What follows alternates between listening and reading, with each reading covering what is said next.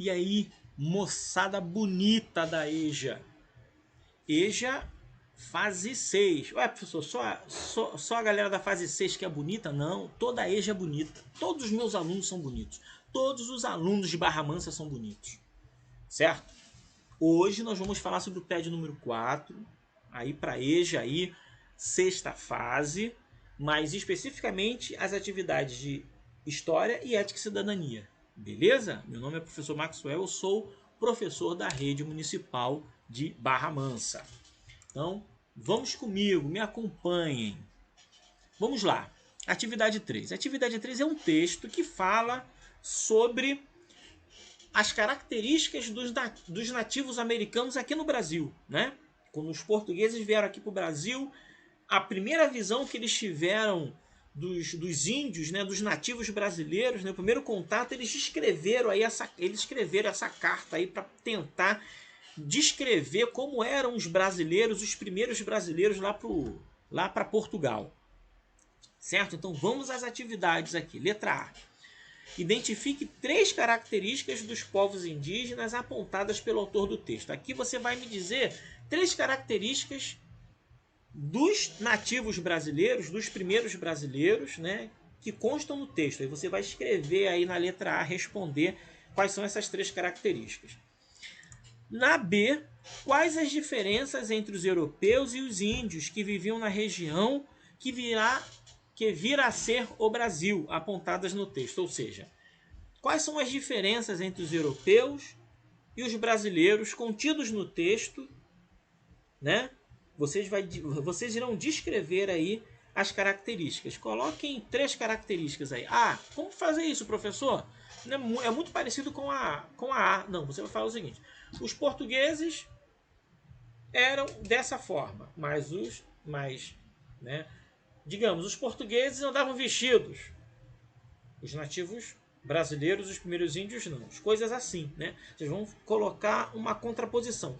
Os portugueses tinham esse tipo de arma, os nativos esse tipo, e assim por diante, né? Usavam chapéu, não... Entendeu? Beleza? Tranquilo, né? Então, vamos avançar aqui. Essa aqui é um pouco mais complicadinha, tá? Mas é bem tranquila também, né? Vocês vão pegar essas palavras aqui e, de modo coerente, responder aqui na A, B e C. E parece que tem a letra D também. Mas vamos ler. Entre agosto de 1954 e novembro de 55, o Brasil foi governado por Café Filho, vice-presidente da República do governo de Getúlio Vargas. Em outubro de 55, aconteceu a eleição para a presidência da República, quando saiu vitorioso o mineiro Juscelino Kubitschek, ou JK, como era conhecido, né?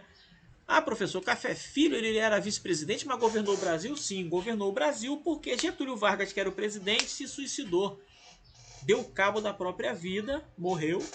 E como Café Filho era vice-presidente, ele assume a presidência do Brasil. Em 55, né, quando há as eleições, quem vai vencer vai ser Juscelino Kubitschek. Ele vence as eleições e se torna o presidente do Brasil. Ah, beleza. Beleza não. Não foi fácil. Os militares desconfiavam de Getúlio Vargas, né?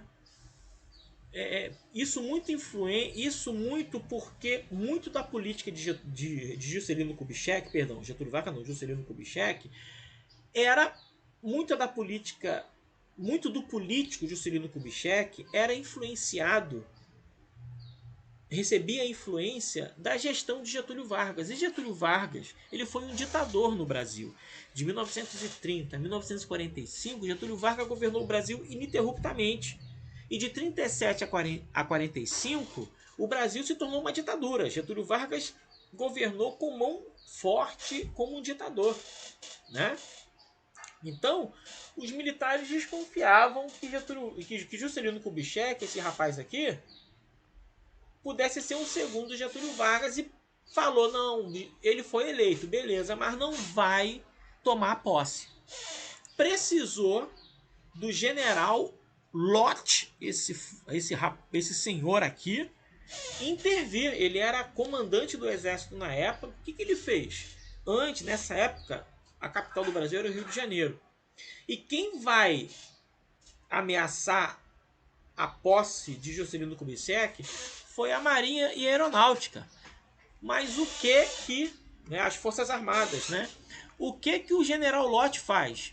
Destaca o Exército e o Exército cerca todos os quartéis da Marinha e da Aeronáutica e falou, ó, se saírem dos quartéis vão levar bala e o presidente eleito vai tomar posse.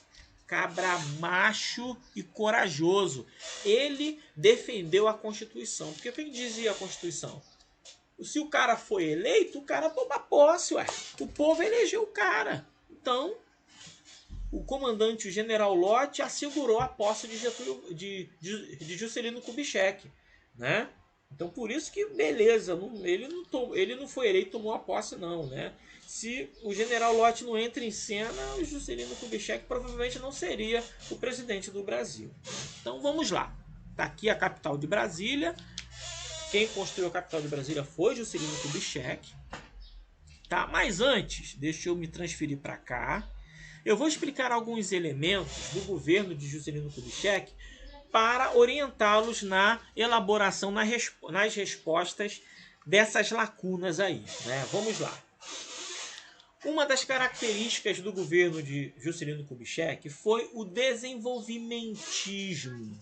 Desenvolvimentismo foi o nome dado a determinadas políticas de governo desenvolvida por alguns presidentes. Só no Brasil, professor? Não. Em outras partes do mundo isso aconteceu também. Tá? Primeira característica do desenvolvimentismo, industrialização. Juscelino Kubitschek queria que o Brasil fosse um país industrializado. Né? Ele não queria ficar só na área da agricultura, não. Ah, o Brasil só exporta agricultura. Não.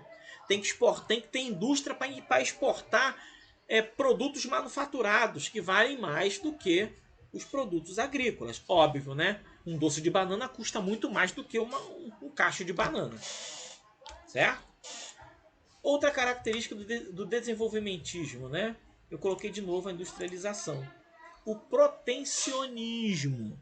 Protecionismo é quando uma política de Estado produz a sua indústria nacional, né? Da concorrência com indústrias estrangeiras. O que o governo faz?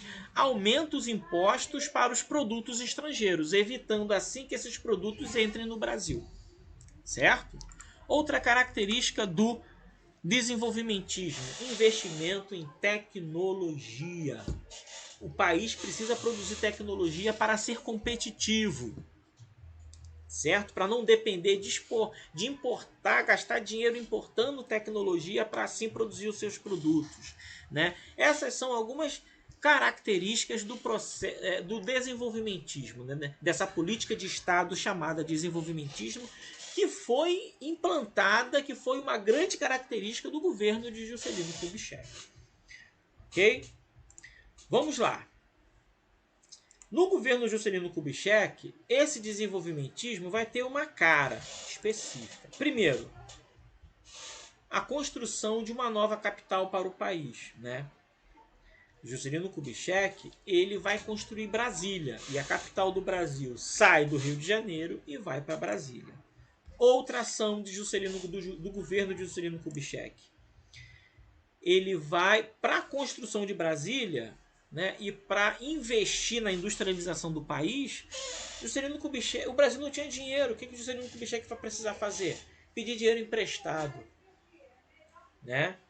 Vai ser bom? Sim, por um lado, porque sem esse dinheiro não podia construir Brasília e investir na industrialização do país. Mas o Brasil vai ficar anos pagando esse empréstimo e juros desse empréstimo. Né? Outra característica vai ser a abertura para a vinda de indústrias automobilísticas para o Brasil. Né? Tanto que hoje as montadoras de automóveis, o Brasil não tem nenhuma que seja nacional. Todas elas são estrangeiras. Volkswagen é estrangeira, Fiat é estrangeira, Hyundai é estrangeira, Toyota é estrangeira. Enfim, né? Nós não temos nenhuma indústria automobilística nacional. Né? Mas a vinda dessas indústrias para o Brasil vai se iniciar no governo de Juscelino Kubitschek. Certo? Beleza, então. Então, essa questão, ela basicamente vocês vão pegar essas palavras aqui e encaixar nesses espaços de modo coerente historicamente, tá? Digamos, vou dar uma palhinha aí para vocês. Letra A. Seu governo desejava que as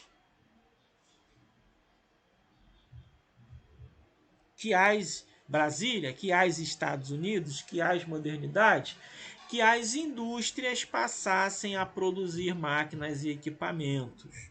Certo? A indústria já se encaixa aqui, ou seja, tem que ser de forma coerente. E essa explicação que eu dei aqui vai ajudá-los aí a poder entender o governo de Juscelino Kubitschek de modo a preencher corretamente as lacunas. Beleza, gente?